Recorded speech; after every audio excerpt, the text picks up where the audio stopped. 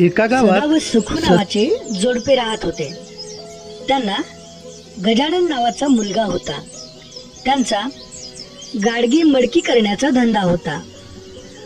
भाजलेली मडकी सदा पंचक्रोशीतील गावातल्या बाजारात विकायला नेई. गाढवाच्या पाठीवर मडकी ठेवून ते हाकत हाकत तो बाजाराला जायचा आणि येताना त्याच्या पाठीवर बसून यायचा. कधी कधी एखाद्या बाजारात मडकी शिल्लक राहत असत. ती तो कुण्या ओळखीच्या घरी ठेवायचा. सदाचे व्यवस्थित चालले होते. आठवड्यातून 2-3दा आपले वडील कुठेतरी बाजाराला जातात हे लहानग्या गजाननला कळू लागले होते. वडिलांबरोबर बाजारात जाण्यासाठी आता तो सारखाच हट्ट करू लागला होता. दरवेळी त्याची समजूत घालता घालता सदा व सखू मेटाकुटीला येत असत. एके दिवशी सदाला मडकी विकायला शेजारच्या गावात जायचे होते. भल्या पहाटे उठून सखूने भाकरी थापल्या, शिदोरी बांधून दिली. त्यावेळी गजा गाढ झोपला होता. त्यामुळे त्याला फक्त गाढवावर बसून जायचे होते. त्याने गाढव रात्रीच गावात चरायला सोडले होते. ते शोधले आणि त्यावर बसले की परस्पर निघायचे या बेताने सदाने आवरले. अंगणातल्या चपला पायात सरकवल्या. तो बाहेर पडणार तोच गजाला नेमकी जाग आली. खाट्यावरून धाडकन उडी घेऊन पळतच बापाजवळ येत त्याने गिल्ला केला. मी येतो. सदाने डोक्याला हात लावला. रात्री सदाच्या गावालगतच्या परिसरात जोराचा वादळी पाऊस झाला होता. विजा कडाडल्या होत्या. गारपीट झाली होती आणि त्या तडाख्यात एक वाघ सापडला होता. पहाटेपर्यंत कुठेतरी आसरे घेऊ मी झुंजू होताच इथून निघून जाऊ या हिशेबाने वाघाने गावात जागा शोधण्याचा प्रयत्न केला. इकडे शोध तिकडे शोध करत त्याला एक पडकी खिंडार दिसले. आत जाऊन वाघ बाजूच्या भिंतीलगत उभा राहिला.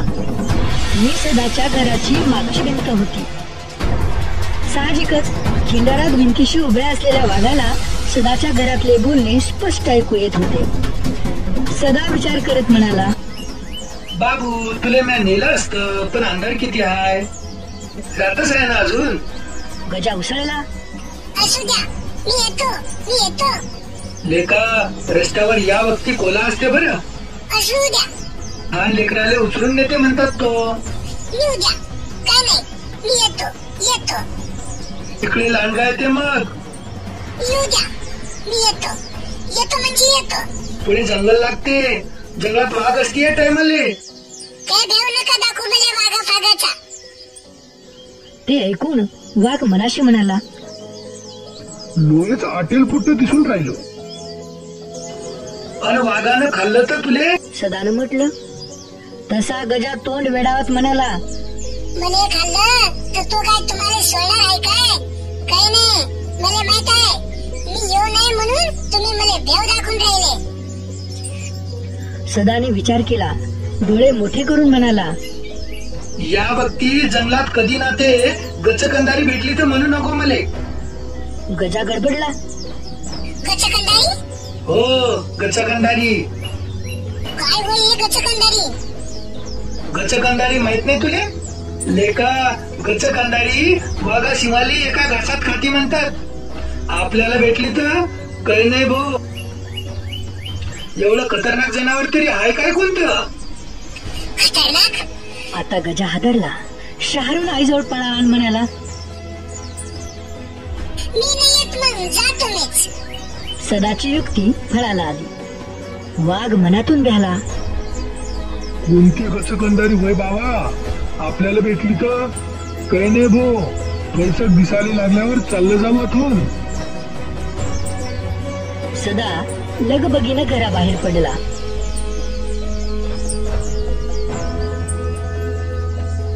रात्री चरायला सोडलेले गाढव शोधू लागला. अद्याप गुडूप अंधार होता. ही गल्ली बघ, हा किरडा बघ, तो बघ, असे सगळीकडे फिरत अखेरीस त्याच्या घरामागच्या खिंडाराजवळ आला.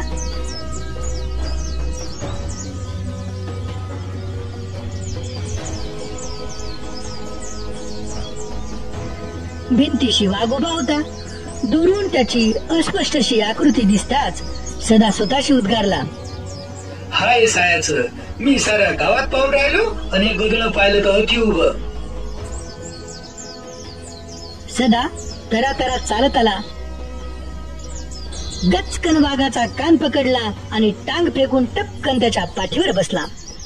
वाघ प्रचंड हादरला. बाप रे, हे गचकंदारी हाय असं स्वतःशी म्हणताना त्याला हिव भरलं. सदानं रप्पदिशी पायांच्या टाचा त्याच्या पोटावर हाणल्या. घाबरलेला वाघ आपल्या पाठीवरचा स्वार घेऊन निमूट चालता झाला. वाघाची चालण्याची गती पाहून सदानं विचार केला, डोळे जोरानं चालून राहिलं गदळ. बरोबर हाय, रात्री सत्य खाल्लं वाटतंय आम्हाला. चाल म्हणाले का, मला बरंच आहे.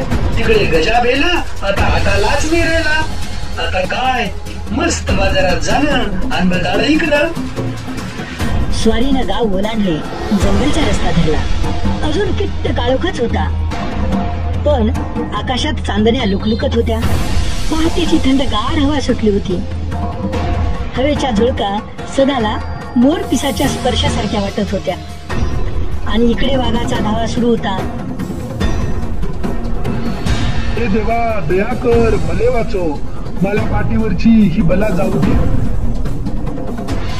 पूर्वेला प्रभा पाकण्याच्या बेटात आली. मान डोलावत इकडे तिकडे पाहताना सदाचे लक्ष वाघाच्या पाठीवर गेले.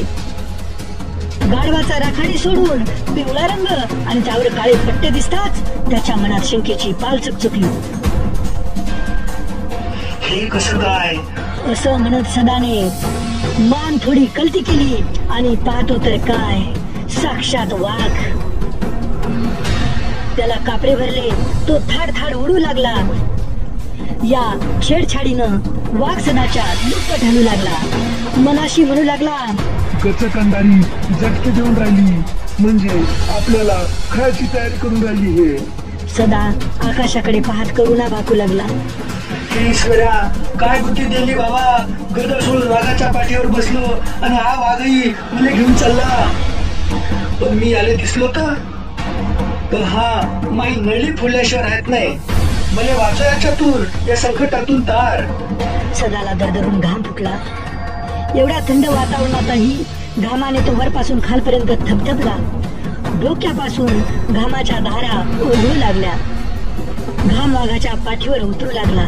तेव्हा वाघाची घाबरगुंडी उडाली. हो, आता तर गचकंदारी पाणी सोडून राहिली, म्हणजे मले हे आता पाण्यात भिजू भिजू खाते. त्या विचारानं वाघाचे काळीज जोरजोरात धडधडू लागले. कापरे भरलेला सदा सुटकेचा काही मार्ग सापडतो का म्हणून इकडे तिकडे पाहू लागला. दूरवर त्याला वडाचे झाड दिसले. त्याच्या पारंब्या जमिनीपर्यंत आलेल्या होत्या आणि हा रस्ता वडाच्या झाडाखालून जात होता. सदाच्या जीवात जीव आला. वाघ जेव्हा झाडाखालून जाऊ लागला तेव्हा सदाने विलक्षण चपळाई केली. लोंबणारी पारंबी पकडतो वाघाच्या पाठीवरून सटकला आणि सरसर वर गेला. सदा असा अलगद वेगळा होताच समजा बाबा, सुटलो, नाहीतर गचकंदारी आज आपल्याला खाल्ल्या बिगर राहत नव्हती. धन्य रे बाबा तुई. असं म्हणत वाघ सुसाट पळत सुटला.